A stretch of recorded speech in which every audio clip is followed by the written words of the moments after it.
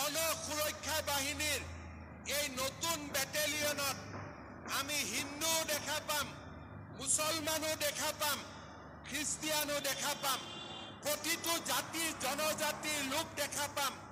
এখন বৃহত্তৰ অসমৰ আমি প্ৰতিবিম্ব ইয়াতেই দেখা পাম। অসমৰ ভৱিষ্যতৰ সুৰক্ষা, বন সম্পদৰ সুৰক্ষা আৰু স্বচ্ছ আৰু নিকা নিযুক্তিৰ এই নতুন দিগন্ত আজি আমি আৰম্ভ কৰিবলৈ পাই অসমৰ জাতি মাটি আৰু ভেটি সুৰক্ষা কৰাৰ দিশত আৰু এক প্ৰচণ্ড অগ্ৰগামী খোজ আমি পেলাবলৈ সক্ষম হৈছোঁ। বৰ্তমানো অসম আৰক্ষীৰ নতুন নিযুক্তি প্ৰক্ৰিয়া আৰম্ভ হৈছে।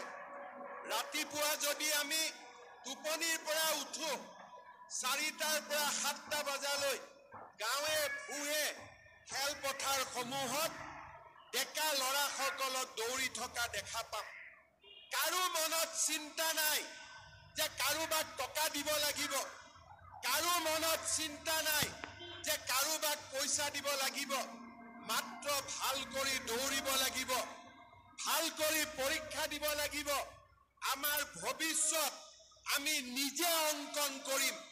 আমাৰ ভৱিষ্যত টকা পইচাই অংকন নকৰে, আমাৰ ভৱিষ্যত আমি নিজে অংকন কৰিম। তেনে একচাম সাহসী আৰু শক্তিশালী যুৱকে আজি অসম পুলিচত নিযুক্তিৰ বাবে প্ৰযত্ন কৰি আছে।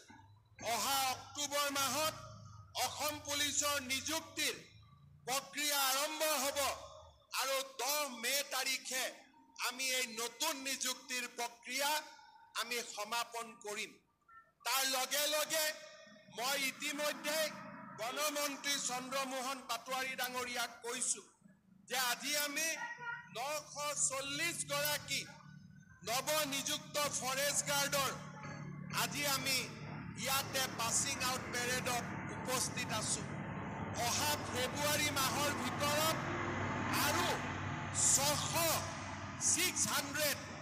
নতুন ফৰেষ্ট প্ৰটেকশ্যনত নতুন জোৱানত নিযুক্তিৰ প্ৰক্ৰিয়া আমি আৰম্ভ কৰিব লাগিব, যাতে প্ৰতি বছৰে আমি এনেকৈ এচাম নতুন যুৱকক অসম ফৰেষ্ট বেটেলিয়নত আমি আদৰণি জনাব পাৰোঁ।